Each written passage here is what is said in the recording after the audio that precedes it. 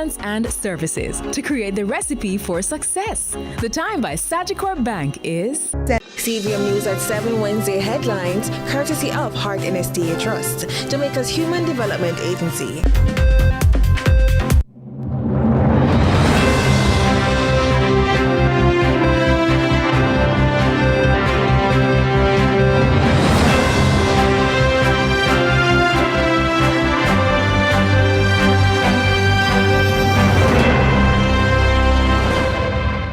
Coming up in CVM News at 7, Dr. Dayton Campbell settles lawsuits with Vaz, Robertson and Lawrence.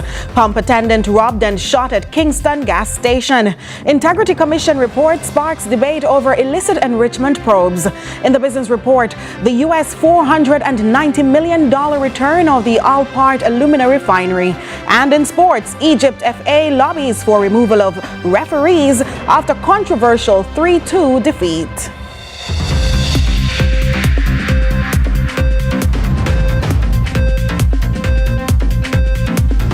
CVM News at 7 Wednesday headlines, courtesy of Heart NSDA Trust, Jamaica's Human Development Agency.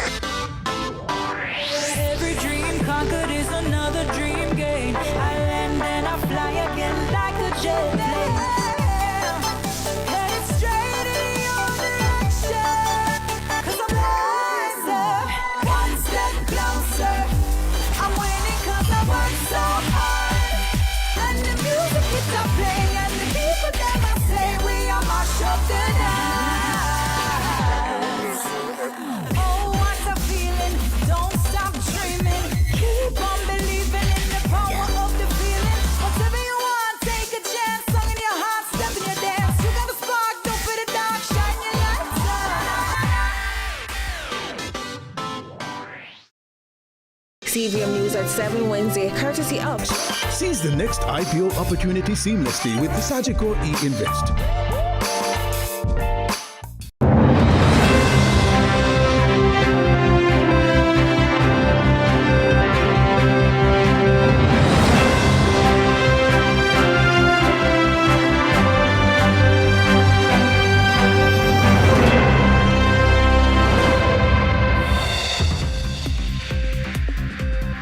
From Kingston, Jamaica, this is CVM News at 7 for Wednesday, July 8, 2026. I'm Nika Lewis. Thank you so much for joining us. A defamation lawsuit filed by Government Minister Darrell Vaz against PNP General Secretary Dr. Dayton Campbell has been settled. This settlement follows earlier agreements reached with St. Thomas Western MP James Robertson and former MP Othniel Lawrence, who also filed defamation suits against Campbell. As you'll hear in this report, the three lawsuits stemmed from remarks Campbell made during a PNP conference in July 2023. And we'll get more from that story later on in this newscast. Well, the Integrity Commission's annual report tabled in Parliament on Tuesday is drawing reaction from political commentators over its handling of illicit enrichment investigations. More from Carla Ramdeen. The Integrity Commission's annual report tabled in Parliament on Tuesday notes that between April 2018 and March 2026, a total of 70 government officials were referred for investigation for potential illicit enrichment and/or false information. This includes 14 MPs and 1 member of the Senate. The report also lists a number of closures after an investigation or preliminary inquiry, which includes 6 MPs, 1 councillor, 1 permanent secretary, 4 heads of entities, and 6 other public officials, a total of 18 individuals. The number of rulings to charge or prosecute indicated in the report include 1 MP, 2 councillors, 1 head of entity, and 1 other public official, which is a total of 5 officials. Reacting to the report, former Deputy Speaker and political commentator Lloyd B. Smith says there should not be any secrets contained in an Integrity Commission report. We are a small country, everybody knows everybody. And when we have this sort of, mystique being created around who is being investigated and why, it creates more problems than it resolves. And I think it should be removed, definitely, and to allow for the Integrity Commission in its tabling and even within its own ambit to announce and state who are being investigated, what are the charges, whatever, and then let the matter play itself out in Parliament and in the courts. Mr. Smith notes that the system governing investigations by the Integrity Commission should be reviewed. While he believes the Commission conducts due diligence before identifying individuals for possible illicit enrichment, he raised concerns about delays in investigations and court proceedings, arguing that lengthy processes fuel public speculation and public debate before cases are resolved. Which is why I was suggesting that perhaps there should be a revisit as to how the Integrity Commission functions in respect of litigation, and that there ought to be some niche within the court system that allows for the expeditious resolution of these matters rather than they being subject to the regular court procedures, which can take forever, during which time the entire matter becomes, sordid and sometimes even scandalous. In the meantime, political commentator Kevin O'Brien Chang says the Integrity Commission is a failing state agency. He also questioned whether the country's primary anti-corruption body is delivering value for taxpayer dollars, pointing to concerns about the pace of investigations, legal battles, and lack of successful prosecutions arising from its work. O'Brien Chang says the system requires major changes to restore public confidence. What is the Integrity Commission delivering to the Jamaican people? We have $2 billion per year. Nobody has been charged or convicted. Not a single politician has been charged or convicted in Jamaica since 1990, 36 years ago. The Integrity Commission was supposed to fix this. We are spending $2 billion a year and getting nothing. The public is asking, what value are we getting from the Integrity Commission? These court cases are nothing new. Carla Ramdeen, CVM News.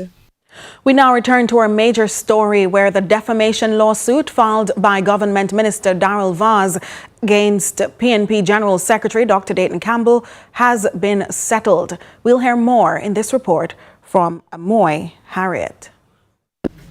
The matter between Government Minister Darrell Vaz and People's National Party General Secretary Dr. Dayton Campbell stemmed from statements made by Dr. Campbell at the annual constituency conference of the PNP in Clarendon on July 27, 2023. Now, under the terms of a settlement agreement, Dr. Campbell has signed a written apology, unequivocally withdrawing the statements and acknowledging they have, quote, no foundation in truth and are, quote, categorically false. The agreement further requires Dr. Campbell to record and publish a video apology on his social media platforms by Thursday, July 9, publish the apology in the Jamaica Gleaner and Jamaica Observer, and pay $1.5 million to cover costs associated with the matter. Meanwhile, St. Thomas Western MP James Robertson and former MP, now businessman Othniel Lawrence, also took legal action against Dr. Campbell for similar comments he made at that same political meeting. Robertson and Lawrence claimed the statement suggested they lacked integrity and decency, damaging their political, professional, and personal reputations. Campbell initially denied the allegations, arguing that his comments amounted to fair comment. Now, the attorneys for Robertson and Lawrence, Alexander Williams, announced in the Supreme Court Wednesday that the matter has been settled. Now, the details of their settlement have not been made public, only that the PNP General Secretary issued an apology to the gentleman, which is to be published in the Gleaner. It's understood that a press conference is to be held where the parties will discuss with the media that the matter has been resolved amicably. Dr. Campbell has denied our newsroom's request for comment, while calls to his attorney's phone went unanswered. Is living through its worst nightmare. Waiting, hoping and praying for the safe return of a man who disappeared without a trace. 66-year-old Owen Hamilton, a respected bursar and father, has not been seen since Saturday, July 4, after leaving home to attend a grave digging in Bamboo St. Anne. Days later, every unanswered phone call and every passing hour has only deepened the family's anguish. Akeem Arit has the details in this report. For most families, a goodbye is often followed by the comforting expectation of a loved one's return. But for the Hamiltons, that return never came. 66-year-old Owen Hamilton left home on Saturday morning dressed in a blue and black plaid shirt, black pants and black shoes. He was heading to a grave digging in Mountain Road in Bamboo Sentan. Since then, silence. I went to Eric's grave digging on Saturday, and since going to the grave digging, we have not been able to communicate with him. We have not been able to see him. Everybody has basically said they saw him at the grave digging, but nobody can confirm or ascertain. Where was the grave digging? It was in Bamboo on Mountain Road. This has left the family distraught. Each sunrise now carries renewed hope. Each sunset, another painful reminder that Owen Hamilton is still missing. Nicole says her father has never disappeared before and despite smoking occasionally, has no history of mental illness or behavior that would cause concern. He does smoke, he'll drink, but for the most part, it's just a heart condition that he has. I'm not aware if he has like Alzheimer's or any type of memory loss.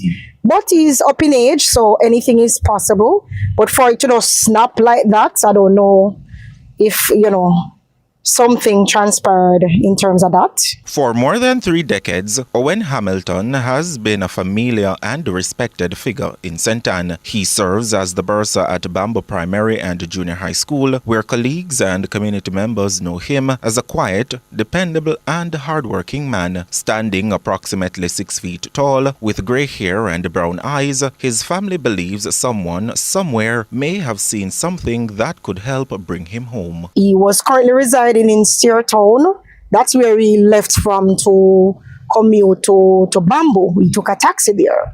The taxi man was also able to confirm that he dropped him off at the grave digging along with another shopkeeper. She also confirmed that they saw him, but they cannot tell us if he left, when he left, and who he was last seen with. The family is now appealing to the public for assistance. We are at a miss right now. We have reported it to both the Bamboo Police Station, Senans Bay Police Station. This morning they told me that they're going to mobilize a team in Brownstone because someone said they saw someone that might look like him based on the pictures that we posted on social media. So we're still not sure. We are just guesstimating. I hope he's safe. I hope if somebody sees him, they'll reach out to us. My number is 876-369-0145, or you can call 841-0241. In the meantime, this message from Nicole directly to the father she hopes is watching or listening. We miss you. We love you. We hope you're alive and you're hearing this. Just try, borrow somebody's phone. Just come somewhere where someone can see you to give you a directive or direction or some assistance. Yeah, we need you back home. Akeem Arit for CVM News. Meanwhile, a video has emerged of what appears to be an armed robbery and shooting incident at a service station along Deanery Road in Kingston. This afternoon, the incident unfolded at around 1:36 and was captured on CCTV camera.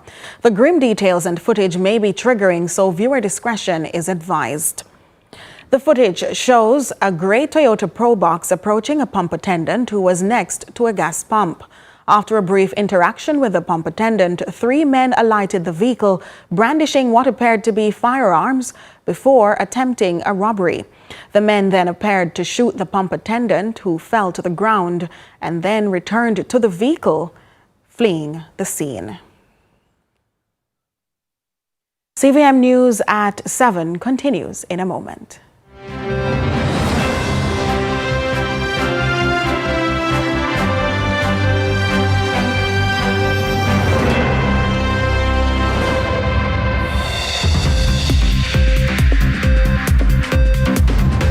At Sagicor Investments, we don't chase the #1 spot.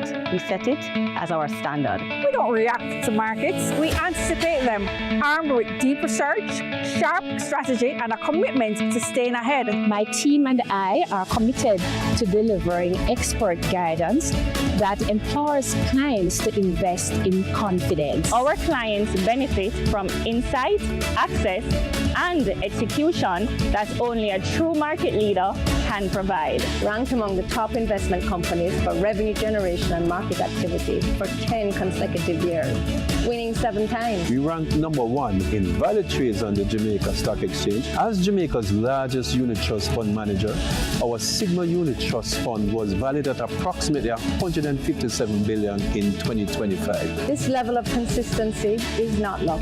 It's the result of strategic vision. At Sagicor Investments, #1 is not something we strive for. It is our standard.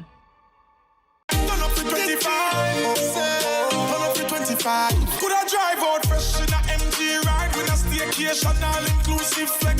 Yeah. I don't tell me the cash. Yes. Smart TV, PS5, and home upgrade. Turn up your winnings this summer with Digicel. Sign up or switch to postpaid or Digicel Plus. Buy a SIM. Top up with 5 bills or more. Buy a 7-day plan or higher. A smartphone deal or just pay your bill. Authorized under Section 58.3 of the Betting, Gaming and Lotteries Act. Promotion period June 24 to September 5, 2026. Visit DigicelJamaica.com for terms and conditions.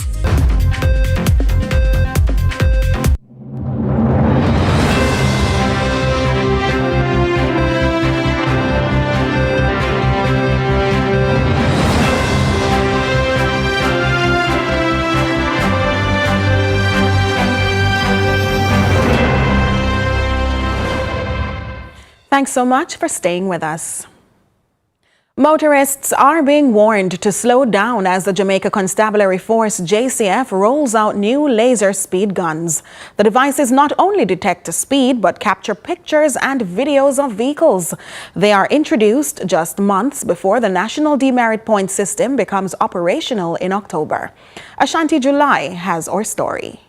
Drivers, slow down. Members of the Public Safety and Traffic Enforcement Branch, PSTEB, are now armed with laser speed guns. Island Coordinator for the Technical Enforcement Unit within PSTEB, Sergeant Tyrone Walker, says these new devices will strengthen the force's road safety efforts.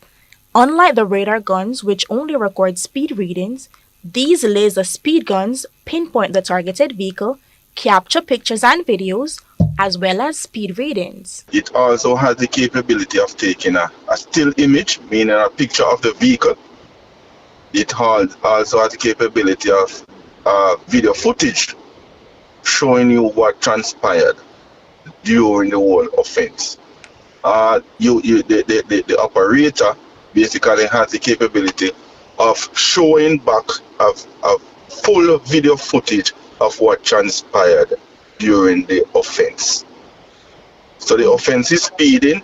The device can actually show you the distance from where it caught you doing that speed and all the necessary information. So for example, it's a 50 zone.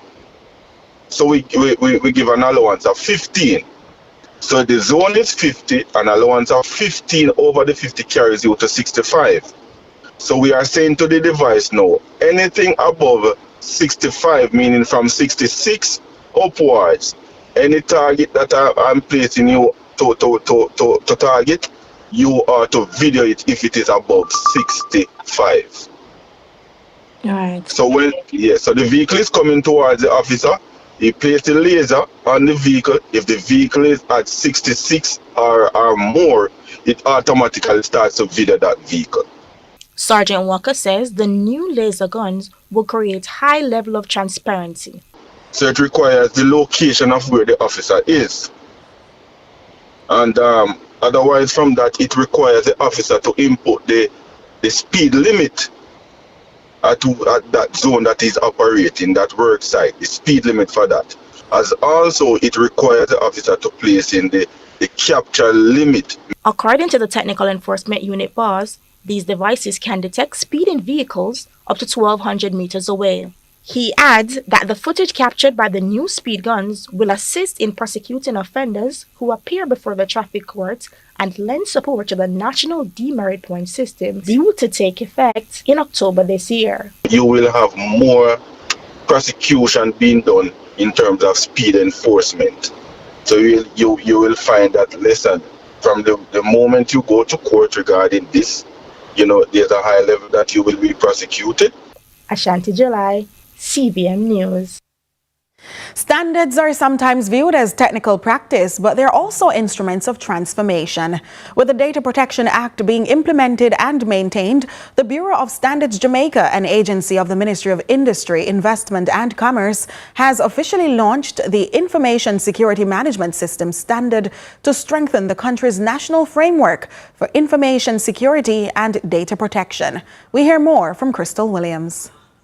As Jamaica advances its digital transformation agenda under the Data Protection Act, Permanent Secretary in the Ministry of Industry, Investment and Commerce, Mrs. Sancia Bennett-Templar, says the Information Security Management System Standard JSISO IEC 27001-2024 being established by the Bureau of Standards Jamaica, BSJ, is a signal to citizens, trade partners, investors and the world that Jamaica is serious about building a digital society that is secure, resilient, and trusted. Information security is no longer a technical concern reserved for specialists.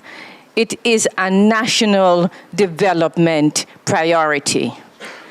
For us to move ahead, to be competitive in today's world, we have to be technologically advanced and technologically secure.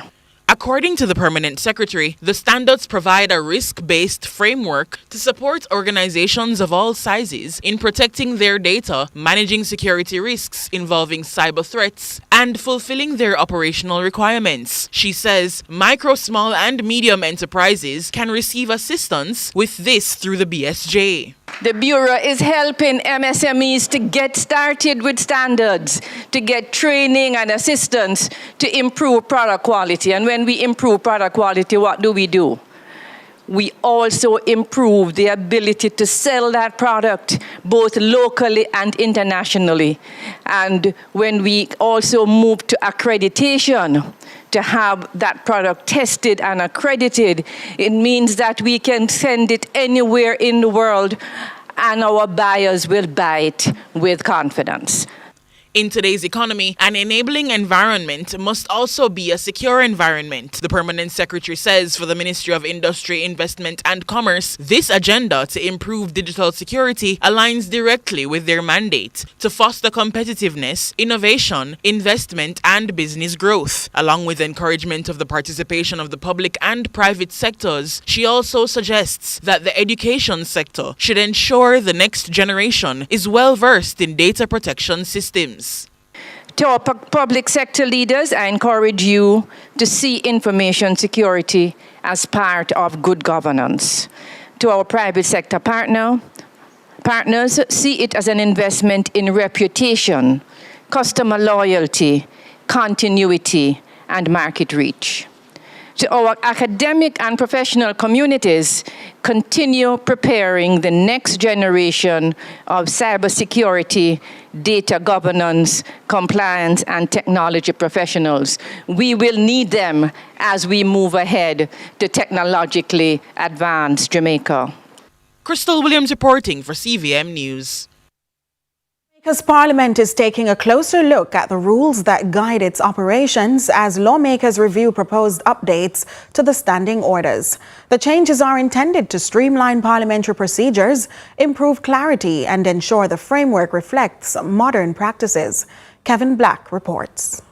Jamaica's parliament is reviewing a new set of standing orders as lawmakers look to update the rules that guide debate, oversight and legislative business. The review is being done with support from the Commonwealth Parliamentary Association and follows concerns that the current rules have become difficult to navigate after years of additions and amendments. Consultant with the Commonwealth Parliamentary Association, Sean Kingsley, says the review focuses on creating a clearer and more coherent framework. I identified several areas where the existing standing orders, which were first adopted in '64 and subsequently been amended, had become very difficult to navigate, quite structurally fragmented, and quite often dependent on practice rather than sort of clear textual provision, which has the ability to lead to a lot of time being spent discussing the standing orders rather than applying them in a sort of clean and professional way. So the table that has been circulated distinguishes between changes that are primarily structural, changes that codify existing practice, and changes that introduce more material procedural development. Kinsey also notes that the review is not a copy of one particular parliamentary system, but a combination of best practices from across the Commonwealth. But really this has been drawing what I would consider to be best practice from across the Commonwealth, and not necessarily from Westminster itself, which I would say is the standing orders would do well to look at these a bit, about being clearer and more accessible to the public. What I've very much tried to do in the standing orders is make very clear what the constitutional powers are for different branches of government, how they interact and where they end. Meanwhile, House Speaker Juliet Holness says one area requiring attention is the frequent suspension of standing orders to allow the House to depart from established procedures. I do have a challenge with us having to suspend the standing orders so frequently. The essence and the thinking that the standing orders are there but are just absolutely irrelevant to what the House would like to do is something that needs to be fixed. Kevin Black reporting for CVM News. Finance Minister Favour Williams is hailing the government's latest push to launch the micro stock exchange in June this year as transformative. This, as she says, some 25 companies are already identified for the micro market, looking to raise between $50 to $100 million, bolstered by a support mechanism called the Sandbox. More in this report. The launch of the microstock market through the Financial Services Commission and what the government considers a political will is being hailed a transformative move for small and micro entities in Jamaica. Finance Minister Favour Williams says it was more than a promise made to help small businesses raise capital to expand and thrive, but to graduate into the junior stock market. This was the stock market that might not have been had the voters not sent this government to Parliament. Yes. Madam Speaker, the micro market is not merely launching another market. We're launching a new chapter in Jamaica's economic story. Yes. Years from now, when we look back, I know that the launch of the micro market will be remembered as the day we decided that wealth creation should not be reserved for the few, but made possible for the many. Yeah. May the micro market become the birthplace of thousands of Jamaican success stories. Minister Williams says some 25 companies have already been identified, among which several are also registered to the stock exchange in hopes of raising between $50 to $100 million on the micro markets. An initial group of 25 entities that have successfully graduated from the JBDC's Accelerator program has been identified as primary candidates. These businesses have already demonstrated a level of operational discipline and growth readiness. This wide-ranging collaboration will ensure that the pipeline of prospective issuers is diverse, geographically spread, and representative of the breadth of Jamaica's MSME sector.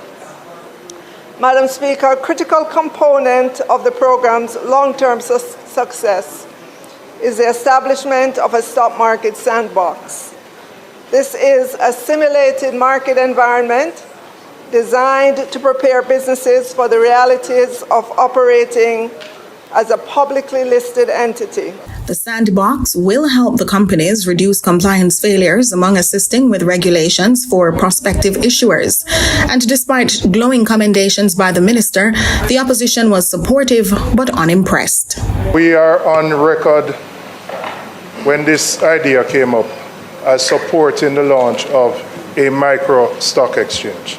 And so we have no issue and actually support this development because we believe access to capital is the greatest inhibitor of growth, particularly for micro enterprises. But there's a lot more the government needs to do if it intends to catalyze and achieve growth in the MSME sector. And for those MSMEs, and I put emphasis on the M and the S, access to capital remains the challenge. News at 7 continues right after these.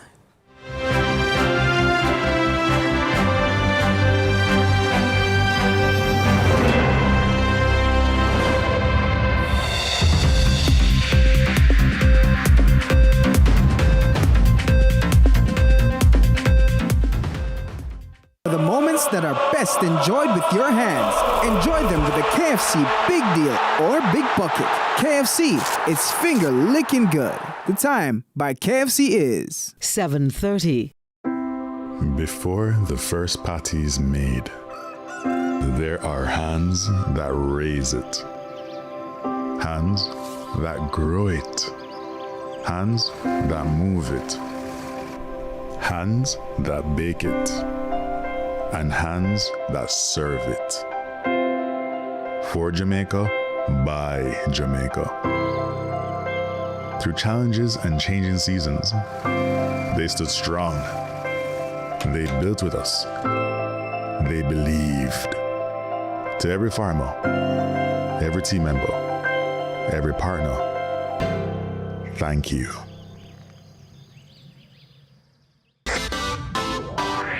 Every dream conquered is another dream gained. I land and I fly again like a jet plane. Headed straight in your direction. 'Cause I'm wiser, one step closer. I'm winning 'cause I work so hard. And the music keeps on playing, and the people that I say we are mash up the night. Oh, what a feeling! Don't stop dreaming. Keep on believing in the power of the feeling. Whatever you want, take a chance. Song in your heart, step in your dance. You got a spark, don't put it down. Shine your lights on.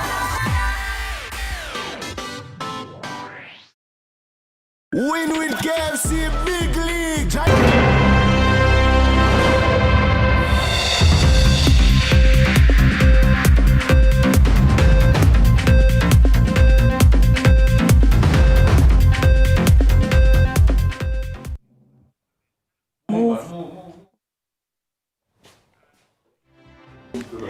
Thanks so much for staying with us. It's now time for the Business Report with Joel Crosskill. Lots to dig into in the Business Report today. As a result of a high-level meeting in China between Minister of Agriculture, Fisheries and Mining Floyd Green, Juquan Iron and Steel Company (JISCO), and officials from Gansu Province, Minister Green has confirmed the two-phased redevelopment plan to modernize a major fulcrum of Jamaica's mining sector, the Alpart facility in Nain, St. Elizabeth. For decades, Alpart has been one of the anchors of the Jamaican mining sector and one of the most important economic engines in Western Jamaica. Its operations have supported generations of workers, contractors, transport operators, small businesses and families across many communities. When Alpart operates, the impact is felt far beyond the gates of the refinery. The Nain Alumina Refinery, commissioned in 1969 after several years of closure in the 2000s, was acquired by JISCO in 2017. Operations were restarted following an investment of approximately $360 million, creating employment for approximately 1,000 people. However, in 2019, operations were suspended and have remained that way ever since. Over the last 5 years, JISCO has undertaken a comprehensive feasibility process to determine the most viable pathway to return Alpart to full operation. JISCO's technical teams assessed the existing plant, examined the investments required, reviewed modern technologies, and visited other jurisdictions to study approaches being used internationally to improve efficiency, reduce costs, and modernize alumina production. We also directly engage with the governor of the Gansu province and his team. It is important to understand, Madam Speaker, that GISCO is a state-owned enterprise, which is owned by the Gansu province, which means the provincial government plays a critical role in major decisions regarding investment, expansion, and long-term strategic direction. Following that process, Madam Speaker, GISCO has now determined the path forward for the reopening and modernization of Alpart. Returning Alpart to full operation will require significant additional investments, with technologies that improve efficiency being prioritized. GISCO's redevelopment plan is designed to return the refinery to a production capacity of approximately 2 million tons of alumina annually, implemented in 2 phases, with phase 1 targeting 1 million tons per year and phase 2 adding a further 1 million tons. Phase 1 represents an investment of approximately US $490 million. This investment will include the modernization of major operational systems, the upgrading of the plant infrastructure, the redevelopment of power generation facilities, the implementation of dry stacking technology for residue management, and the rehabilitation of the critical rail and port infrastructure, with the objective of an official launch before June 2027. It includes the introduction of advanced technologies and a 5 megawatt photovoltaic and energy storage hybrid system, positioning Alpart as a green, low carbon demonstration project. The project in phase 1 will take 20 months to completion. Securing adequate bauxite reserves was also a critical part of the discussions, with a view to securing the long-term viability of refinery operations. GISCO has indicated that approximately 149 million tons of bauxite reserves are associated with the lands currently being pursued, which would support the long-term viability of the refinery operations. The minister assured that the location of those identified reserves would not consider disturbing the protections of Jamaica's largest wet limestone forest. There is no contemplation of any bauxite mining in the cockpit country or close to the cockpit country at all. And as of this moment, no new lands have been ascribed or allocated to Alpart. They have identified areas that they may be interested in that are proximal to where they already operate, right? Some of those areas, however, are already under mining leases, right? So they would have to go through a process. One the minister admits other entities may be interested in should GISCO encounter difficulties in fulfilling its commitments. The truth is, we are now at a stage where I'm very sure other companies are very interested in existing mining leases. That's the stage of our bauxite industry. So they appreciate that if they don't act now, they may be unable to act at any other time. And that was your business report. I'm Joel Crosskill.